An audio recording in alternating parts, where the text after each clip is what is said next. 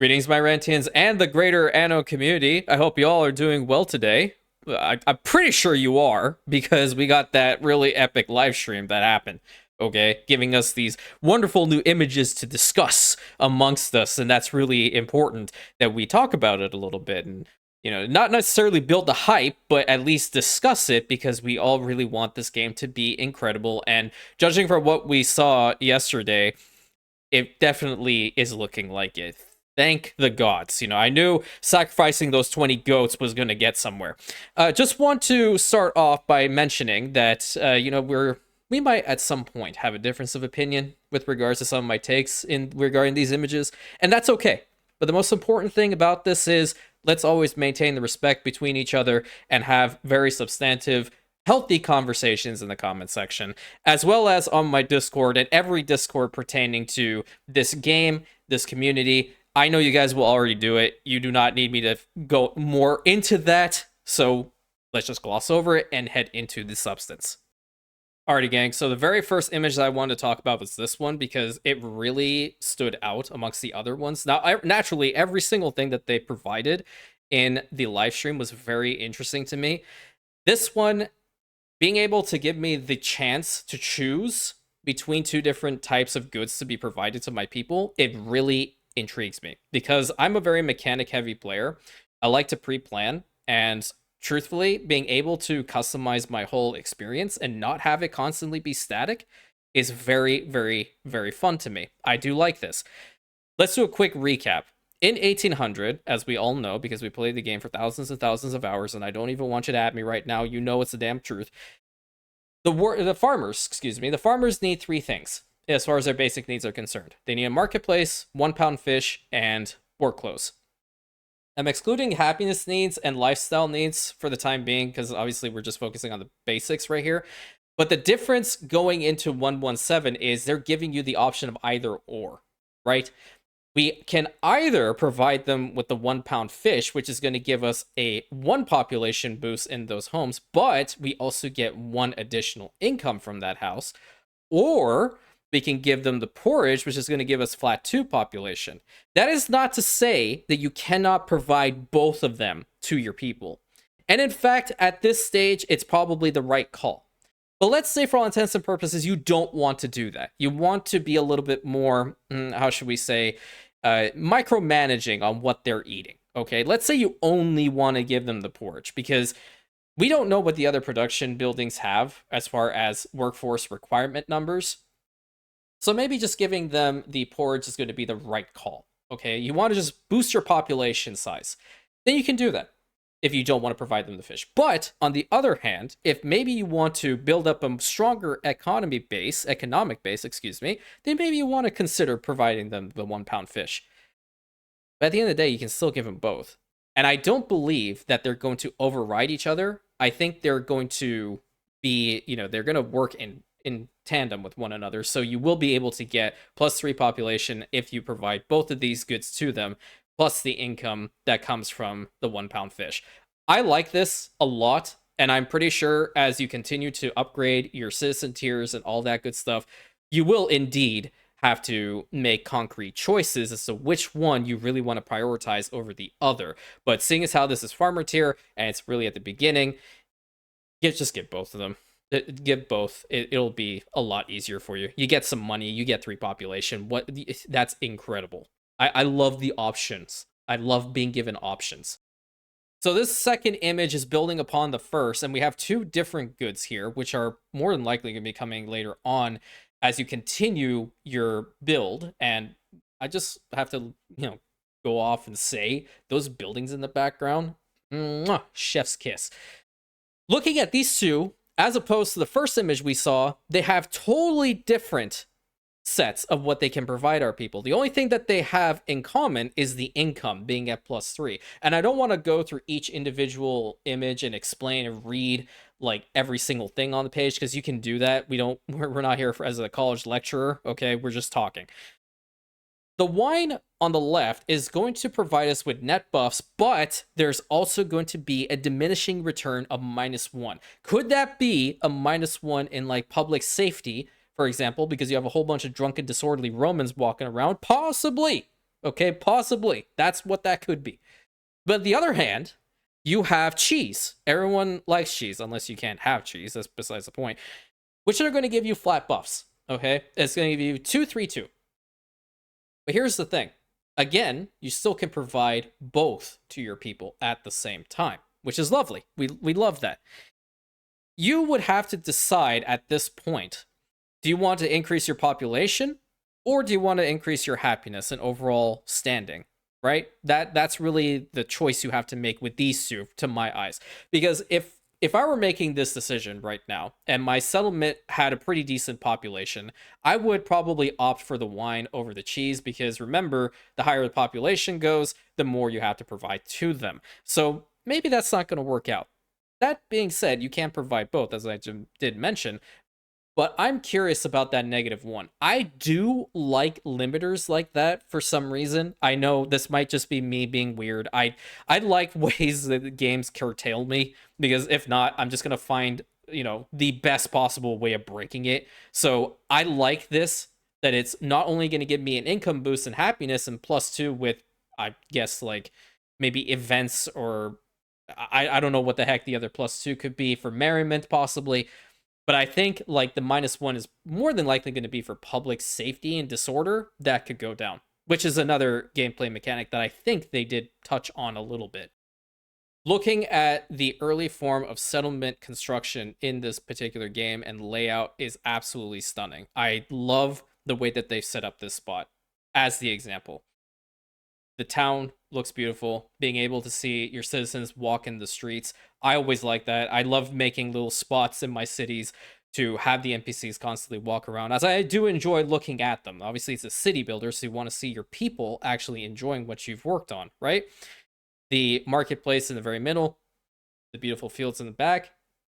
One thing that I really, really, really love above all with this image has absolutely nothing to do with the homes or the structures or anything of that sort where the farms are placed. No, it is the citizen gentleman at the right hand side. Why? Because it's clean. It's very clean. It's to the point. This is what I need. This is what I have. This is what I still require. Perfect. Done. It is the 1800 system, but better. I do like that. And as we touched on with regards to the 1 pound fish and porridge example, you can see how they're tied together. Either or. Or I could have both, which in this particular situation, both of their bars are green. So they're being given both of those particular goods. They're happy. That dude's smiling. I'm smiling somewhat. Not really, because I still don't have the freaking game. But I will be exactly like that dude when I do have it. And when we all have it, right? Right. On to the next one.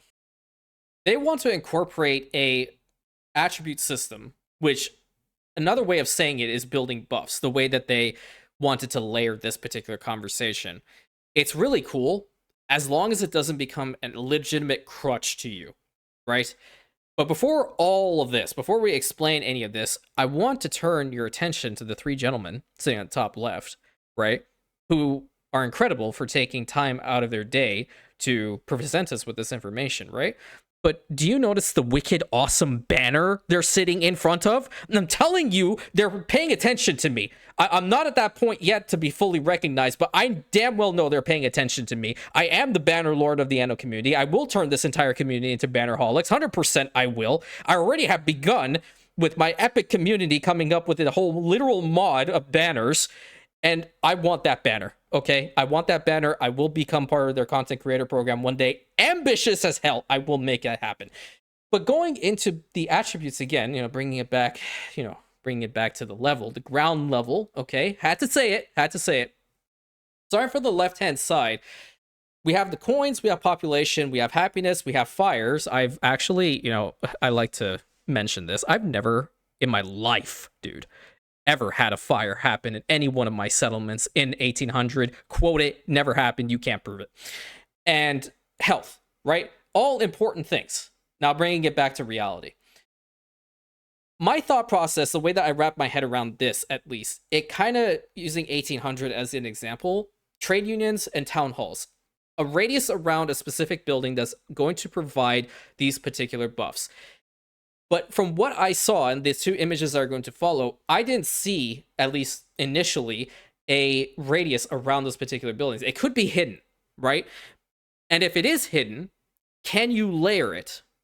Can you put multiple of one building down, not spamming it, of course, but would you be able to get that return to a specific degree? Like, would it be able, as an example, a forum is probably going to bring in some form of coinage, a lot of population, may or may not be able to bring in happiness if you're really pissed off at the vendor. So we'll just stick with the first two. Would it increase both of those if you layer it? Or perhaps, maybe this is what they're going to do. Another little hot ticket idea. Maybe a forum building will be something similar to what they tried to do and did very successfully, in my opinion, with 2205, that you put down modules as you expand it, right? So at a specific time, if you never played 2205, I just now recently picked it up, so I'm learning about the game. You can put down modules for buildings so they become more effective. Maybe they'll do the same in this game, seeing as how they've already brought in the modular type ships. So maybe they are bringing that whole element back to 117, essentially combining the two ideas to layer and enhance these attributes. That would be really cool. That is something that I would definitely have a lot of replayability being done in those things, like forums, barracks buildings, I don't know, entertainment type hubs, coliseums, amphitheaters, little gladiatorial arenas, like all those things. They can really enhance those with modules. I pretty much debunked my own idea. I forgot about this image. It's pretty much like there's no radius around that building. They have a specific range. So it's very similar to that of like a marketplace, a pub. The darker the shade of green on the roads, the better the return is. But then the lighter shade, obviously the less range it has and the less effectiveness. In this particular situation, I'm just going to consider that building, this solo one, to be like a local grocer, okay? The homes around it are getting a net buff of 1 coin per household. So that's awesome. How many are there? That's 10. So that's 10 additional coins in that little block alone. So I don't think you can layer the same building multiple times. That is my brain wanting to break this game already. But what you can do is you can find other buildings that'll provide other net buffs, like maybe the happiness plus some coins, depending on what else can be put there, and put it right next to that local grocer, and it would impact these guys all the same. So really, it's like a hybrid of bringing in a marketplace plus a town hall with some specialists in for these buildings. I like that. Are they going to be including town halls and stuff like that, or their equivalent in this particular game? I wouldn't see why they wouldn't.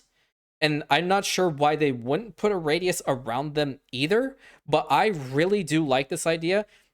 Another reason why I do is, as an example, I was very, very upset, truthfully, that I could not put my bakeries in the middle of my towns.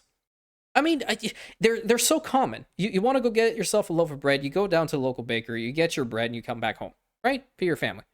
But I couldn't do that. Because eventually, in 1800, you would have to optimize the living hell out of certain production chains.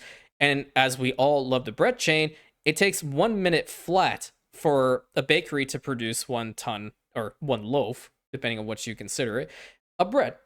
And then delivering it over to marketplace. I like the fact that they would be incorporated within the cities. It adds to the realism. It adds to the overall experience. I love this idea so very much. Finally, we have an example of what will happen if you put down a building close to your homes that is not supposed to be there. In this particular situation, the equivalent of like a charcoal kiln, I'm going to say it that way. -3 when it comes to health, -3 when it comes to the flames. These homes are screwed. They don't want that thing there. They want it removed as quickly as possible. And again, you notice that the roads are darker green, which means that that area of effect is actually working with regards to this building. You're going to have to put it far away, and you have to make sure that that green does not get anywhere close to your homes. I love this system. I'd be very, very real with you. It's very realistic. I love that they incorporated it, and it seems as if they have done the right level of optimization And the way to go about putting down these homes and these services are something that you, as the player, are going to have to concretely think about all the time. It cannot be like 1800, for example, that you put a worker home down or you eventually build a farmer home into a worker home, and then right next door is going to be a furnace. Can't do that. In that situation, all you have to worry about really is, the factory exploding, which never had that happen to me at all. You can't prove it. In this one, on the other hand, not only is the fire chance increased, but their overall health has decreased, which it's not good. You do not want to have either of those things happen. You want your citizens to be very productive. You want them to work as well as possible and, continue living on their lives for the glory of Rome. Overall, the game is looking really cool. I'm excited now, a lot more than what I was before. I mean, the modular ships obviously did draw my attention very early on. I'm like, okay, yeah, that looks really cool.